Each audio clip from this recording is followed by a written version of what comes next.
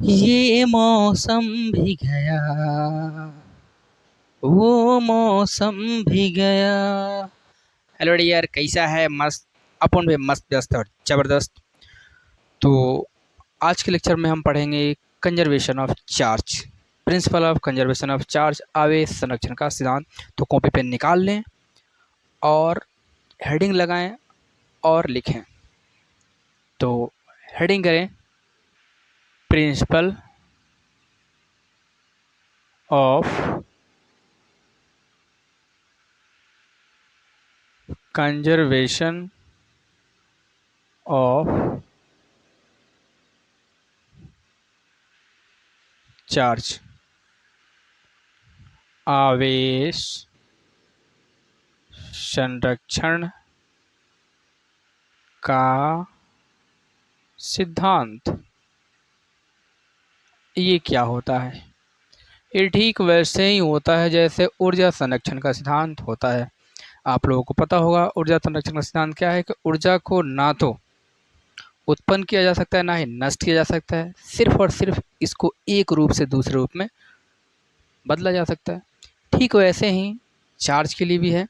Charge ना तो उत्पन्न किया जा सकता, ना नष्ट किया जा सकता, सिर्फ only and only it can be transferred from one body to another body. मतलब इसको एक वस्तु से दूसरे वस्तु में सिर्फ और सिर्फ ट्रांसफ़र किया जा सकता है। ठीक है, तो इस स्टेटमेंट को नोट करें। क्या है? आवेश न तो उत्पन्न किया जा सकता है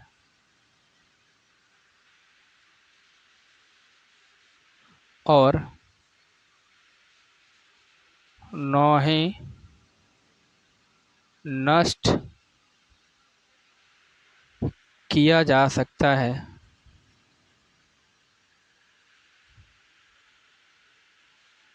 इसे केवल एक वस्तु से दूसरे वस्तु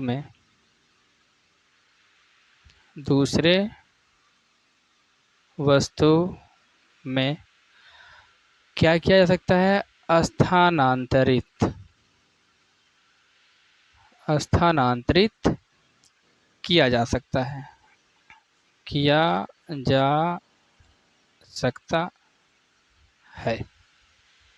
मतलब ना तो हम इसको उत्पन्न कर रहे हैं, ना ही नष्ट कर पा रहे हैं। जब ना तो हम उत्पन्न कर पा रहे हैं, ना ही नष्ट कर पा रहे हैं, इसका मतलब क्या है? ध्यान से सोचो कि इसका मतलब इसका जो अमाउंट है फिक्स है। अगर हम एक आइसोलेटेड सिस्टम की बात करें, एक ऐसा सिस्टम जिसको अपने बाहरी वातावरण से कोई मतलब नहीं है, उस सिस्टम में अगर कुछ चार्ज है तो वो चार्ज ना तो घटेगा ना बढ़ेगा।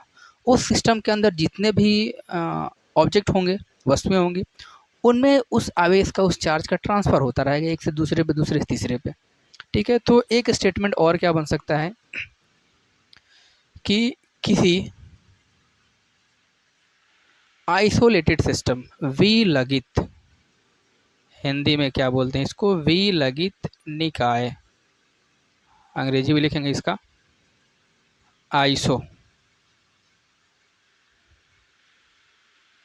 आइसोलेटेड सिस्टम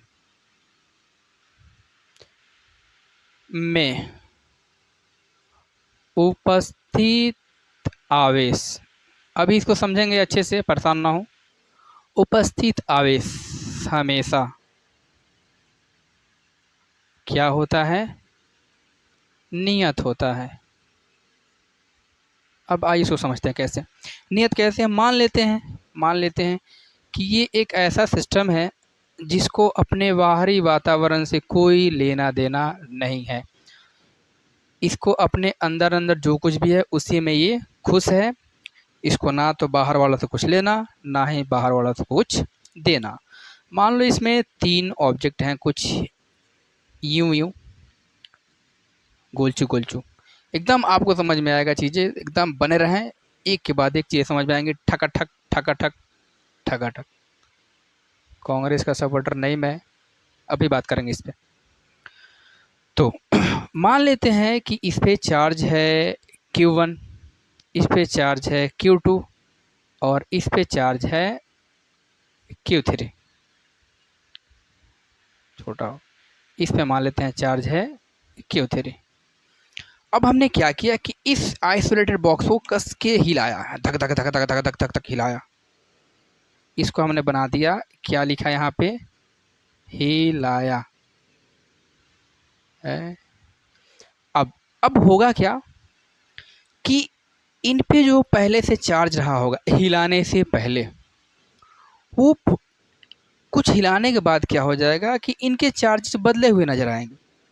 हो सकता है इस पे बढ़ गया हो, इस पे घट गया हो, इस पे घट गया हो सकता है इस पे घट जाए, इस पे बढ़ जाए, इस पे बढ़ जाए, मे भी इस पे घट जाए, इस पे घट जाए, केवल इससे बढ़ जाए, कुछ भी हो सकता है, ट्रांसफर हो सकता है।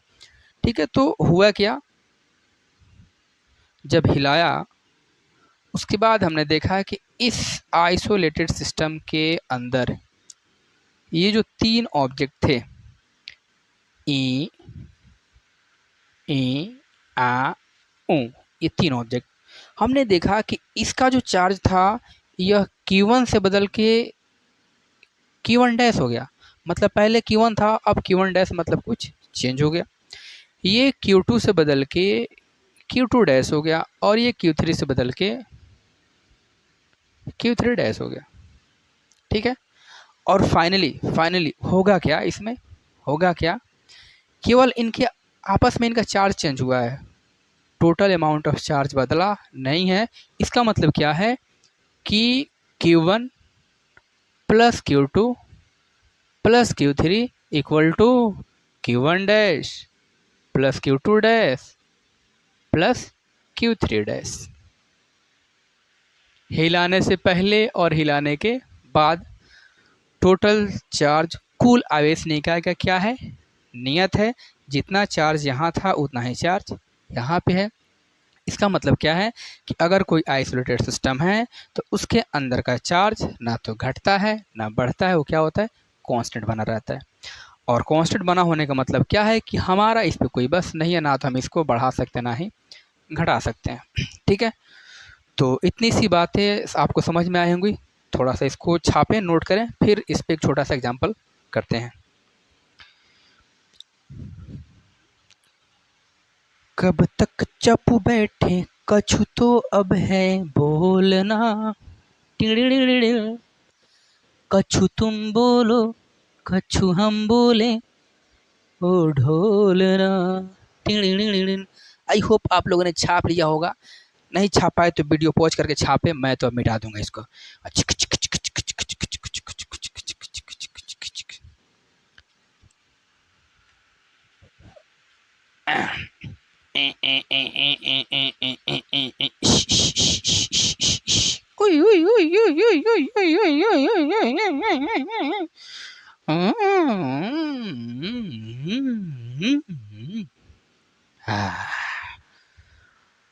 एक छोटा सा एग्जांपल, क्वेश्चन टाइप, मान लो this is an isolated system, इसमें तीन ऑब्जेक्ट, अभी ज़्यादा ऊपर नहीं जाएंगे, तीन ऑब्जेक्ट, एक पे चार्ज मान लिया 2 कूलम, दूसरे पे मान लिया 3 कूलम, चौथे पे मान लिया